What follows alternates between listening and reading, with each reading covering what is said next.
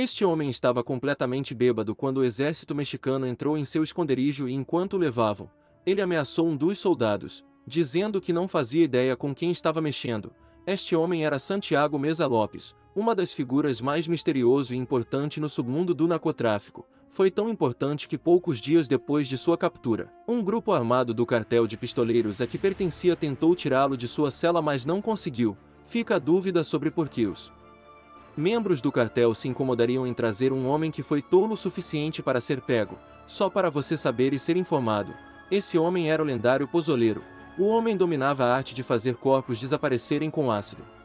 Para entender como um homem como Santiago se tornou o Pozoleiro, é importante entender que esse papel é muito importante para os cartéis. Tudo começou após a queda do cartel de Guadalajara no final dos anos 1980. Quando Miguel Félix Gallardo foi preso e causou seu cartel se dividisse em 3 facções diferentes. Uma dessas facções era o cartel Arellano Félix, controlado pelos irmãos Benjamin Ariano Félix e Ramon Ariano Félix. Este casal controlava importantes rotas comerciais de Tijuana a Baja Califórnia, rotas comerciais que o cartel de Sinaloa também queria. Com o tempo, essa rivalidade se tornou violenta e deu início a uma era de violência como o México nunca havia visto antes. Se você é fã dos temas mais violentos, dos crimes mais perturbadores, dos temas aterrorizantes e bizarros, este canal é para você. Então te convido a clicar em gostei e se inscrever em nosso canal, onde carregamos os vídeos mais fortes que nem todos conseguem ver. Uma onda terrível de medo e violência foi desencadeada, desde sequestros, assassinatos e roubos, que obviamente deixaram inúmeros mortos, a maioria inocentes. Os cartéis jogaram seus corpos em rios, entupiram sistemas de esgoto e os enforcaram das pontes. Foi uma completa aberração, até que um dia os corpos pararam de repente. Por um lado, isso era bom para o River casual, e também porque menos corpos significam menos vítimas. Bem, era isso que as pessoas pensavam até desaparecerem. Uma média de 30 mil pessoas todos os anos de 1996 até o final dos anos 1990. 2000. Com o cartel, violência relacionada à mente, como os casos de pessoas desaparecidas se acumulavam, as autoridades se viram diante de uma pergunta sem resposta: era aqui que estavam todos os corpos das pessoas que desapareceram? Santiago Meza Lopes nasceu em Sinaloa, México, em 1964.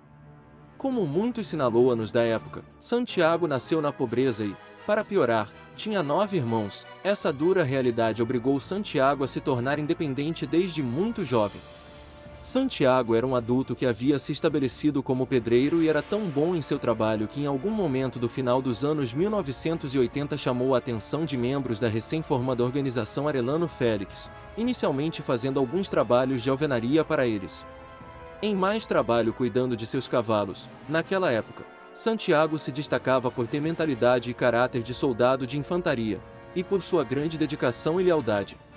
Seus chefes começaram a perceber que Santiago poderia servi-los na organização, então o incluíram no cartel e assim Santiago se tornou um traficante de drogas para a organização Arellano Félix.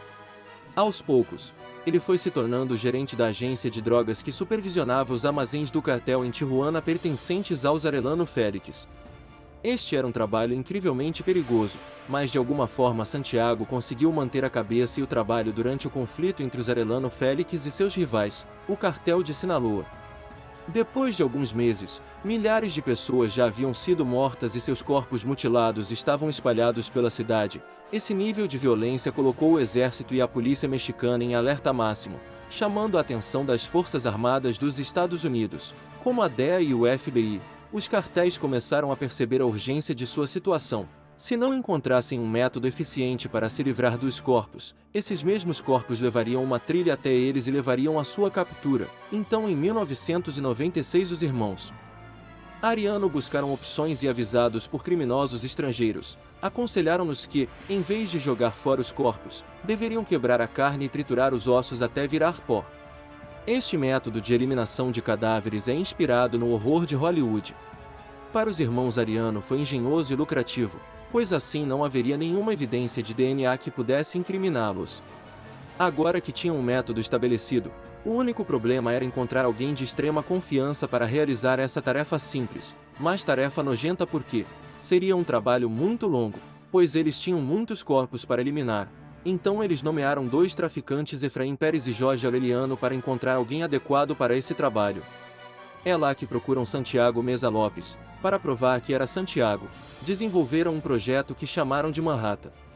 Santiago foi convidado a entrar em uma sala que tinha um tambor cilíndrico de 200 litros cheio de uma solução corrosiva de soda cáustica misturada com água e alguns outros produtos químicos. Então Santiago foi ordenado a jogar um grande pedaço de carne na sala. Ele mexia até dissolver completamente. 6 meses depois, Santiago foi chamado para uma segunda experiência. As condições eram as mesmas, exceto que havia outros homens que neste caso seriam seus colegas de trabalho que também aprenderiam o processo. E em vez de um pedaço de carne para a experiência, eles tiveram o cadáver de uma de suas vítimas. Santiago recebeu instruções para despir a vítima e colocar o corpo no barril de 200 litros da solução corrosiva. Todos observaram o líquido espumar e ficar vermelho. Depois deixaram o corpo no líquido durante toda a noite. Quando retornaram no dia seguinte de manhã, o que estava da carcaça era uma massa pegajosa de órgão. Havia também alguns fragmentos de ossos salientes. Concluindo a experiência com sucesso total. O trabalho começou quase imediatamente nos 3 meses seguintes. Santiago tornou-se chefe desta divisão de descarte. Ele recebeu um adiantamento de 600 por semana. Este era o seu pagamento pela eliminação dos corpos das vítimas do cartel. Santiago recebia mais de 30 corpos por mês. Esses corpos eram entregues em um local pré-determinado onde, por uma ligação ou piscar dos faróis, ele saberia o local exato para pegar os cadáveres. Santiago sempre fez questão de ter seus produtos químicos em excesso. Investiu pesadamente em barris de petróleo. Comprou luvas de látex suficientes para 1 ano.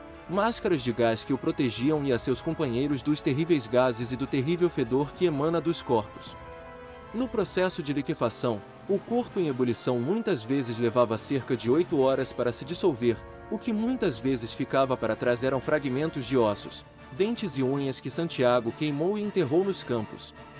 Foi aqui que Santiago ganhou o apelido de pozoleiro. O pozoleiro se traduz como alguém que hace pozole, que é um guiso mexicano hecho de maíz y carne com outros ingredientes para adornar. O processo de remover los cuerpos em esta mescla se parece mucho a revolver una ola de pozole ao fuego.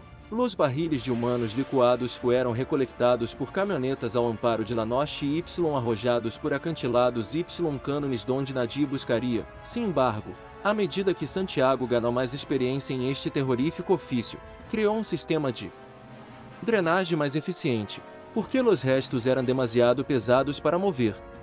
Santiago começou a trabalhar diretamente para Teodoro Garcia, que trabalhava para a quadrilha na área de extorsão e sequestro, a maioria de suas vítimas sequestradas muitas vezes acabando nos barris de Santiago.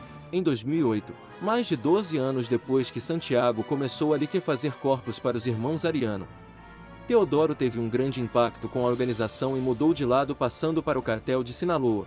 O mestre sequestrador começou a trabalhar para El Chapo e levou Santiago com ele. Agora Santiago era o principal pozoleiro. Trabalhar com o cartel de Sinaloa significava que agora ele seria cozinhando seus ex-colegas, pessoas para quem ele trabalhou. Como passou quase uma década sem ser capturado, as autoridades não tinham ideia de quem era o pozoleiro. Foi então que em 2005 2 sequestradores que trabalhavam para o cartel Arellano Félix foram capturados e interrogados.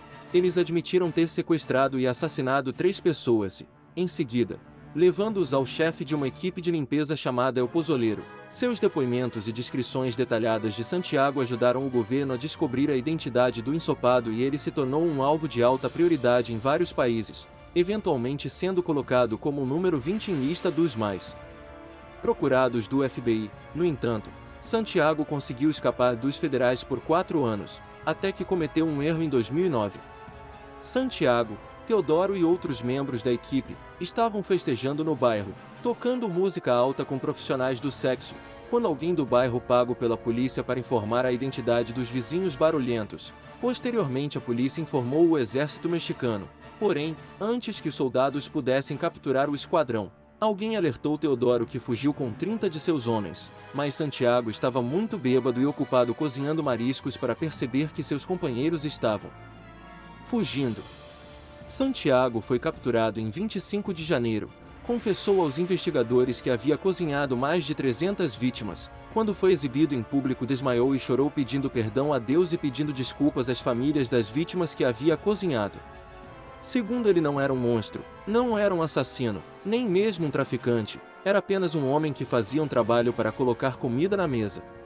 A família de suas vítimas revelou que Santiago se recusou a cooperar com a polícia e se recusou a revelar a localização das vítimas que lhe faz. Simplesmente, ele se recusou a delatar seus ex-patrões, então havia o problema de sua alegação de que ele havia só lhe faz 300 vítimas. Obviamente isso era mentira e a razão pela qual era mentira era por causa de um lugar chamado El Galineiro, era uma área na cidade de Maclovio Rojas, no México, onde Santiago instalou o ralo e despejou suas vítimas. Era basicamente um cemitério para pessoas líquidas. Segundo ele, não conseguia mexer nos restos mortais porque eram muito pesados. Depois de limpar tudo que guardavam os barris, lavamos também o ralo com água quente porque os restos grudaram nos canos. Santiago usou aquele local por pelo menos 1 ano e meio até que o exército mexicano invadiu o local. Porém não encontraram nada porque não sabiam o que procurar. Em agosto de 2017 foram encontradas 3 novas sepulturas com pelo menos 7.000 fragmentos humanos e 2.000 dentes. Foi o que confirmou os temores das autoridades, de que o número de cadáveres em Santiago não era de 300, mas de dezenas de milhares. Depois pelo menos 14 a 15.000 fragmentos de restos mortais foram encontrados em outra área, que Santiago usava chamada a galeria. Em 2012, Santiago foi condenado a 10 anos de prisão por acusações relacionadas ao crime organizado, apesar do fato de que restos liquefeitos ainda são encontrados a cada 2 meses. Embora Santiago não tenha negado o crime hediondo, ele não foi acusado de cozinhar os cadáveres.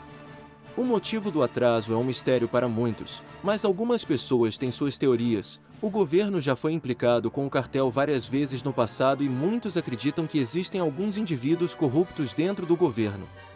O Pozoleiro deve ser libertado este ano após cumprir sua pena de 10 anos e há muito medo, principalmente por parte dos familiares de suas vítimas, de que ele seja libertado. A única coisa que essas famílias querem é justiça e os restos mortais de seus entes queridos. É pouco, eles provavelmente não vão. Isso foi tudo por hoje. Diga-nos o que você acha dessa história aterrorizante. Você acha que um dia Santiago pagará por todos os danos que fez? Se você gostou deste vídeo, não se esqueça de se inscrever, deixar seu like e ativar o sininho de notificação, para não perder as informações mais chocantes e violentas do mundo.